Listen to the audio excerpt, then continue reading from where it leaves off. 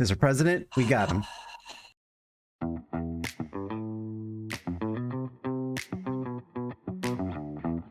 Hello, everyone, and welcome to another episode of Franklin and Douglas, where we talk about current events and bad advice is handed out like free samples at Costco. I'm Franklin, and with me, as always, is my buddy Douglas. Double D, how's it going?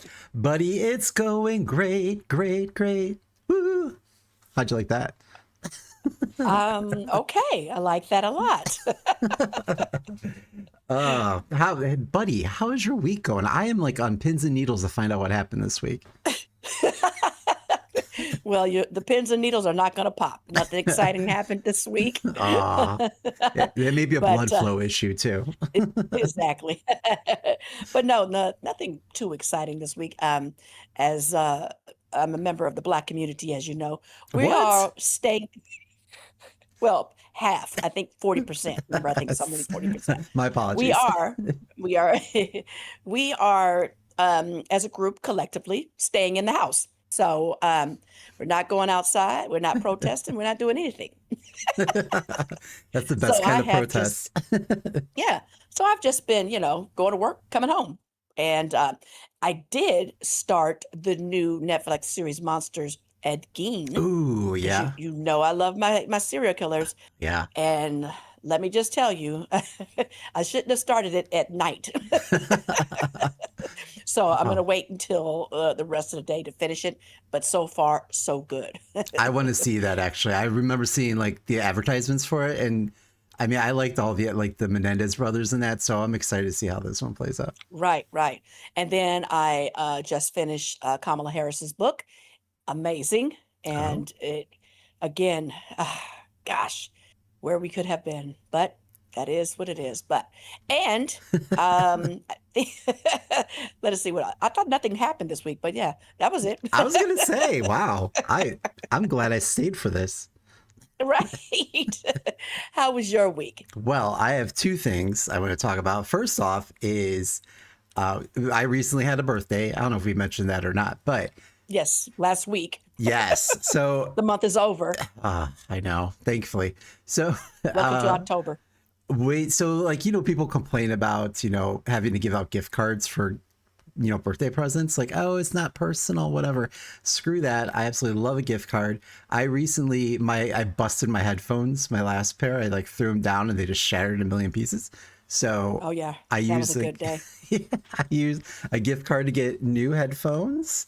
They're very cushy, nice. But it's just like, I love then going back to the person and be like, by the way, your gift bought me this kind of thing. So see? Yeah. Something that you actually want, right? Right. I understand people go out of their way and everything, but what makes you think I would like that? Right. You don't know me at all. I can only wear so many pairs of thongs, The vision. Oh my God. Nobody wants to see that. And then the second thing is that we have fans of the show that pay a top tier to get my personal cell phone number, my personal DMs. Sometimes that top tier price is just a free beer kind of thing. Yeah. But I wanted to share this great comment that I got about my co-host, Franklin. A fan wrote in and said, by the way, I love Franklin's authenticity. She feels so real and transparent. Ugh. Oh my God. So they see me.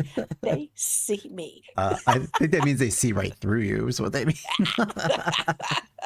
Well, thank you for that. I appreciate it. I try. I mean, it's hard, but I try.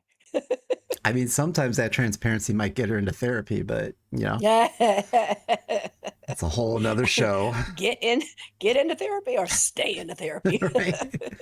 Oh, well, speaking of therapy, what do you got for us this week? Well, today's episode is heavy and frankly surreal. We're talking about the shocking case involving rising music star David, or D for David. I don't know what that whole acronym means, but at any rate. And the tragic discovery of a teenage girl's body inside a Tesla registered to him. Side note, why is Tesla always in crime scenes? You ever get that? You ever see that? Because they got that trunk space. It's called, did you know it's called a frunk? because it's in the front. Oh, that sounds like something you do on a Saturday night. Ooh, okay. Well, anyway, Girl, let's go back to it's a my story. place in Frunk. That's good stuff.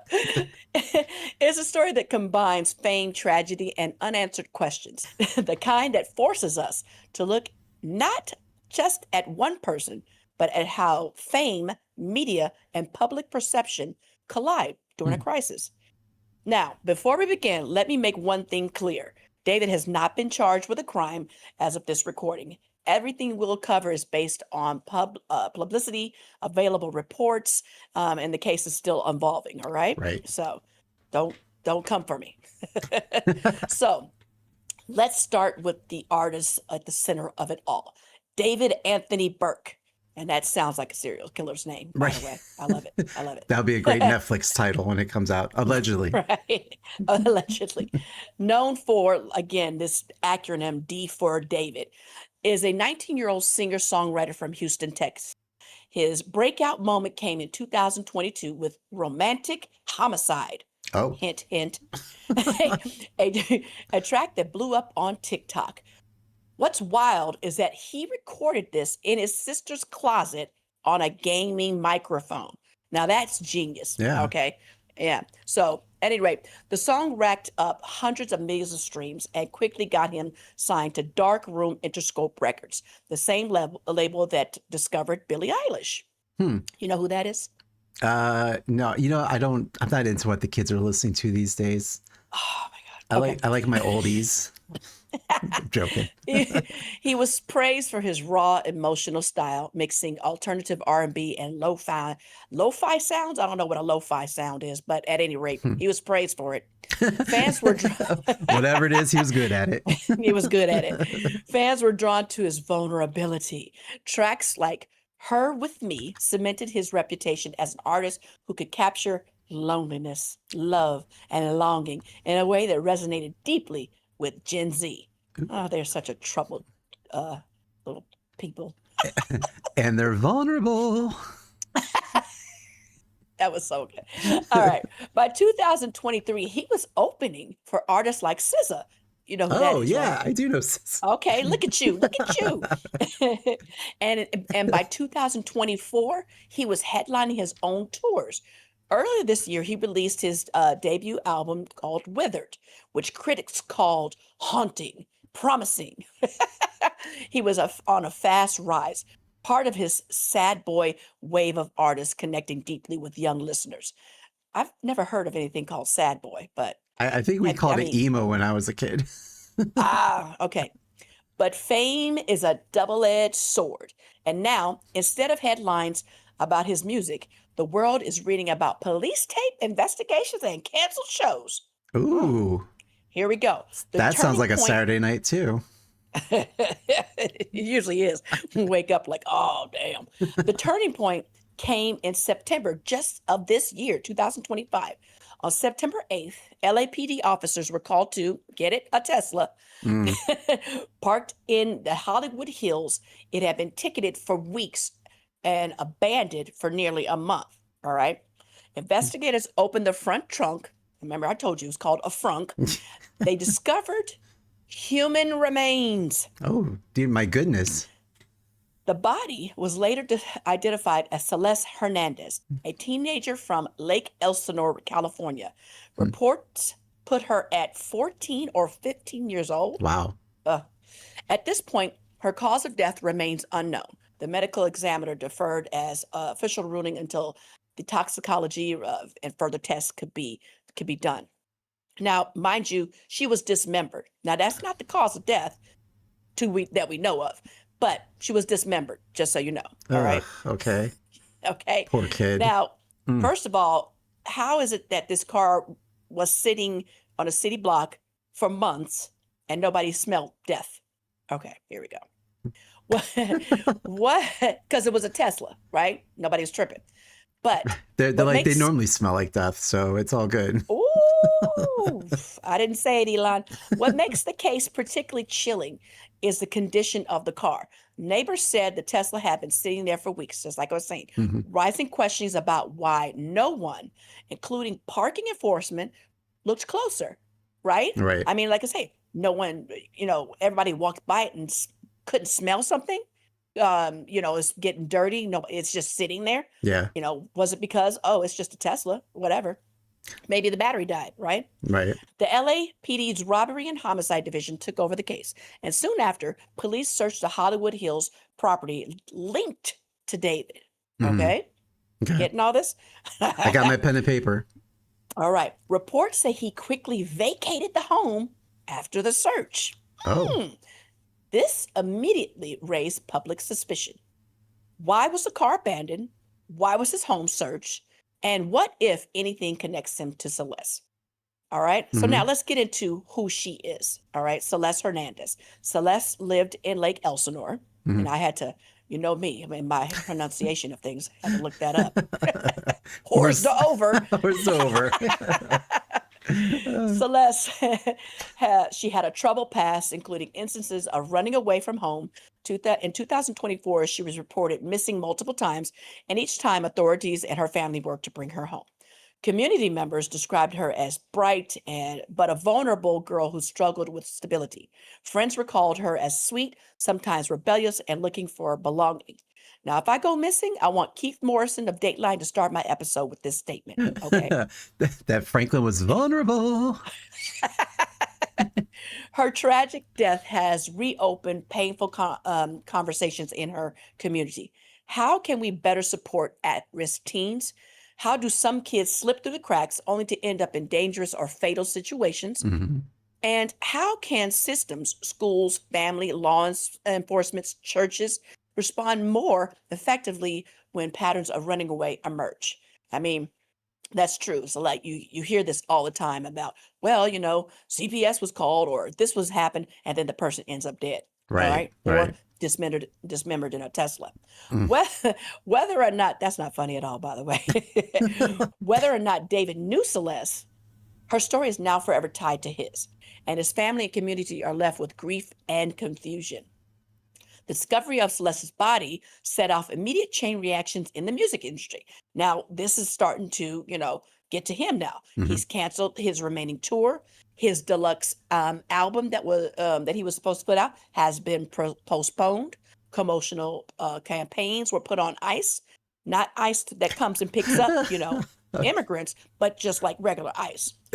Isn't it sad when you hear that Collaboration. word now? You're just like, well, which ice I are we talking know, about? I know. I'm just like, ooh.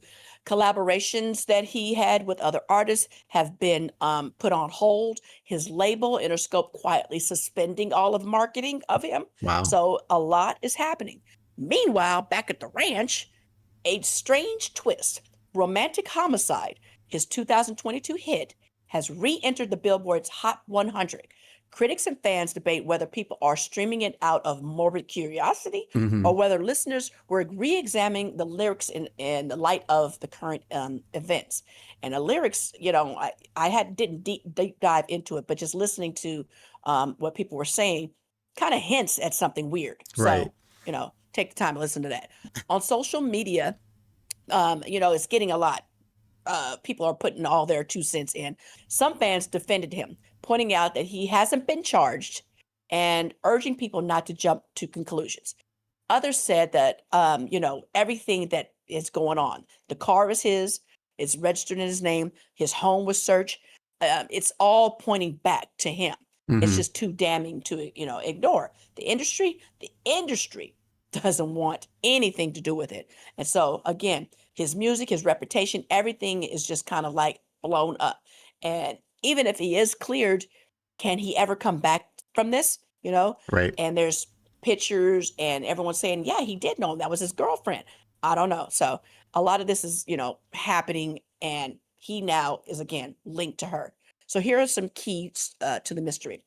We still don't know the cause of death. Mhm. Was it an accident, overdose, foul play, or otherwise? But again, how do you end up dismembered in the trunk of a Tesla? Right. Connections. What was their relationship, if any, between Celeste and David? Were they acquaintances, strangers, or something more? And was she a fan? We don't know. The Mhm. Tesla just keeps coming up. How did her body end up in the car? Does someone else have access? Again, when you get in this industry, you've got a lot of people around, And who knows what could have happened? Who knows who had the Hmm. keys to this car? Or, Right. we don't want to assume it was just him. But yeah, legally, right now, he hasn't been charged, as we stated. He has not been charged with the crime. And once anything comes up with the evidence, we'll go from there. But these are the things that are going on currently with the case. Now, again, he stopped his tour, he stopped everything because of all this that's going on. And so until the questions are answered, the case remains suspended between suspension and tragedy. So what do we have left, right? Where does this leave us? Right. Right now, with more questions than answers, David is still silent. His manager insists he has zero knowledge. The LAPD continues to investigate. Celeste's family is grieving, and the fans are left torn between admiration for his music and suspicion over his silence. What comes next will depend heavily on toxicology reports, digital evidence, and whether law enforcement believes there's anything to bring enough to bring charges. Right. I'm wondering if people had like what do you call it? The cameras on the house, the Oh, the Ring doorbells, whatever. yeah, did anybody see, the Dexter garbage bags walking by? I don't know. Until then, this is a story of a star on the rise, now frozen in uncertainty, and a young girl whose tragic end demands truth and justice. And so, again, he hasn't been brought up on charges. He is innocent until proven guilty. And at the end of the day, a young girl lost her life, a very young girl. They're saying she was either 14, 15 years old. Right. That's very tragic. And so we want to make sure that, even though we joke around and everything, that's still very tragic. Prayers to her family and everyone involved around this case. And hopefully we get the answers that we need to help bring justice for her. Yeah.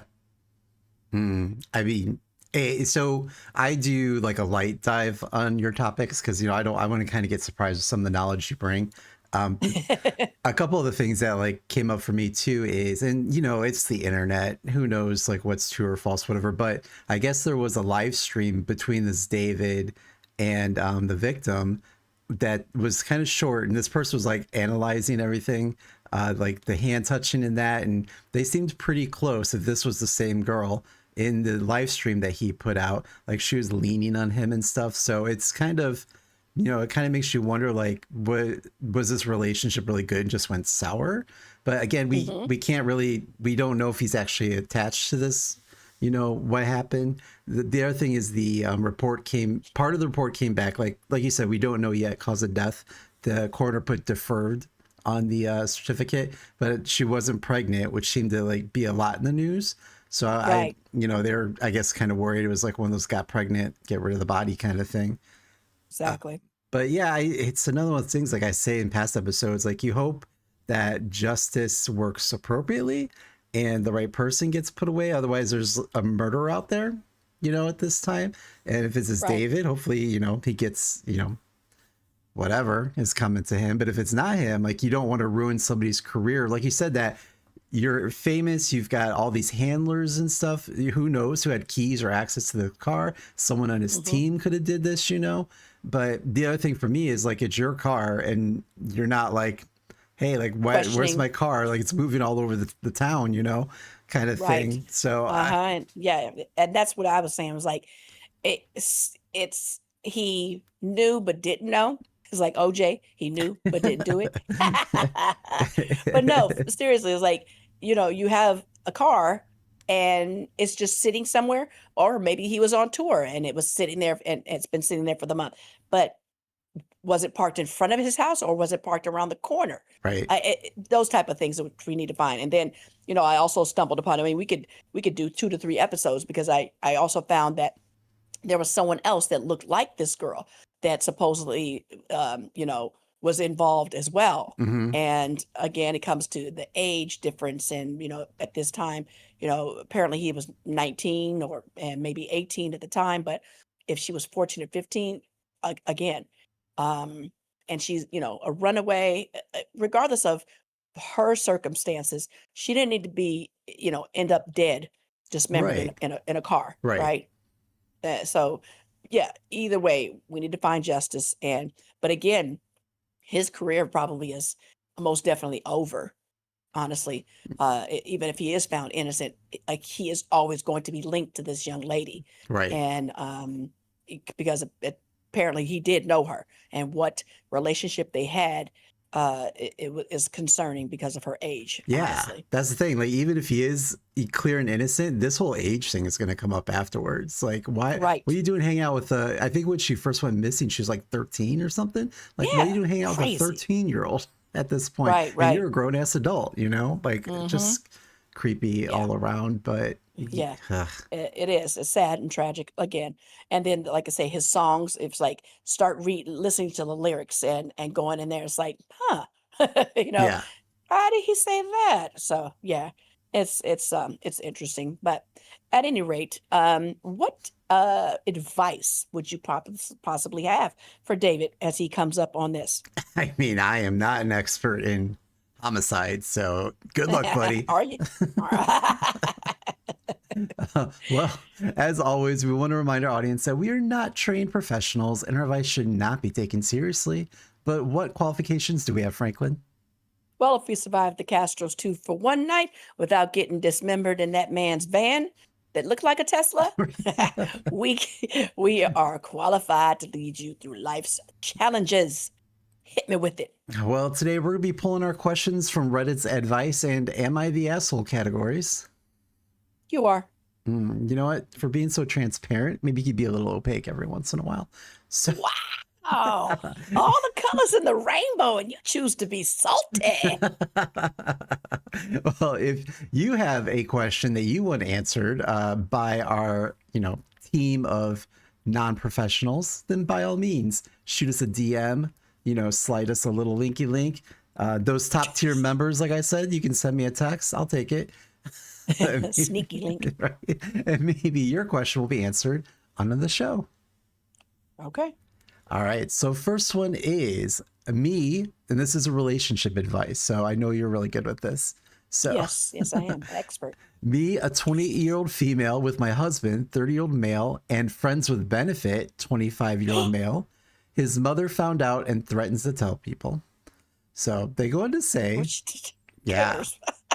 my husband was the type that believed in no sex before marriage. When we started dating, everything was perfect except this, and I accepted it since I really liked him, and soon we fell in love. Bleh. Oh, After after marriage, he slowly realized that he's really not that interested in sex whatsoever, and dun dun dun.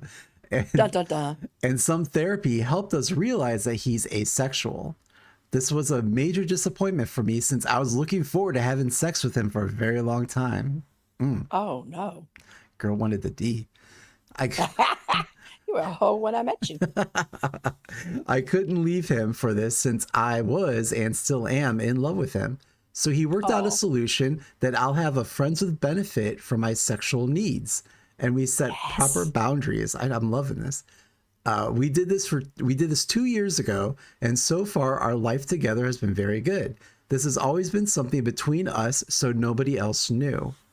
Well, out of some freak accident and me not being as careful as I should have been, mother-in-law figured out what's going on.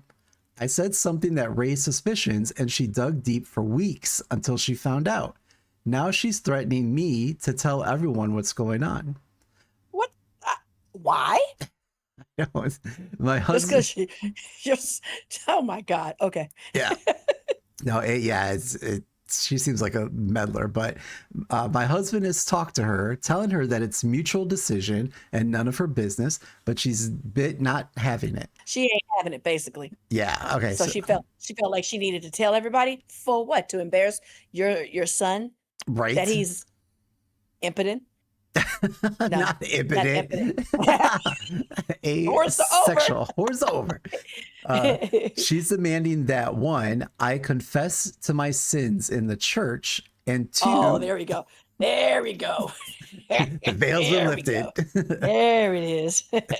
And two, stop doing it. And three, future kids will only be accepted in the family if we provide paternity tests. Wow. She don't want a bunch I of other think, grandkids running around her. She wants the grandkid. wow. Yeah, I think the mother did something to the boy. That's why he don't want to have sex no more. Oh, That's a whole nother episode. that's a deep dive. Deep dive. They're going to say, otherwise, she will tell everyone. That will be a Tell him. disaster since we live in a very religious and conservative community. They're all doing it as well. That's the truth. I work for a church, and it almost certainly means I'll lose my job and we'll lose most of our friends as well. I don't want it to happen. We really have no idea how to avoid the situation. So what, with someone that has a bunch of, little side pieces, what's your advice? First of all, the mother needs to get in a side piece and get out of folks' business. Right. All right. And if she does bring it up, probably half the members in the church are doing the same blasted thing. Mm-hmm. It's like, it's none of your business what goes on in my bedroom. And that's probably why the boy is asexual. And what is that anyway? We'll go in another episode on that. Okay. But yeah, that's probably why he is, because she probably talked to him about that. And, he never had sex before, so he never experienced what it felt like and probably doesn't like it. Side note, the chick is probably, his wife is probably bad at it too. So he probably was like, I'm cool. If this is how it's going to be, I'm cool. I don't. It's none of the mother's business. Right. None of the mother's business. And she needs to stay out of the bedroom, stay out of their marriage. Mm. And if she doesn't, leave them. Go out there and have some fun, girl. You're 28 years old. You don't need no husband and ain't giving up the D. Well, apparently she's getting the D from everybody else. I mean, good for her. Hell yeah. Hell yeah. I mean, that's my thing. If, you know what, just go all in, just go balls deep, get yourself a girlfriend too, Ooh, maybe another deep. boyfriend. And, make sure your husband's consenting with this. Like, we don't want to cause drama there. Seems like a very nice guy that just doesn't want to have sex. But and then invite him to watch and take notes. Get the cuck chair. Right? So you can see what's going on and how enjoying it is. Yeah. Well, get the mother-in-law involved. Get the mother-in-law, sit there like, I No, want we you don't to need her. see. She's in the bedroom too much. I want you to see how beautiful this is, and then just start doing an orgy right in front of her. But yeah, I feel bad because it seems like they really like, I mean, I don't know, just getting your life dictated by religion and the religious community is kind of, exhausting. But, it seems like they like the people that they're around in that. I feel bad if she's going to get ostracized for this, but at the same time, like, these aren't your friends. Scarlet letter. Right. Scarlet letter. Yeah. But these aren't your friends if they're going to leave you just because, you got a little something on the side. Little dick on the side. Ain't nothing wrong with the little dick on the side. Okay. It is little. So the next one I have here is, am I the asshole for asking my coworker to not talk about bondage in the office? HR. Maybe it's HR. Let's talk about the bondage. I guess we'll find out. I was talking to HR. That was what that's about. Ooh, that's a whole nother episode that we could have. So they're going to say, I feel like I'm losing my mind and could use some outside perspectives on this. A 20-year-old, another 28-year-old, a 20-year-old female, work at a 20-year-old. Yeah, what are these under 30s doing? I work at a small insurance agency that has 10 employees.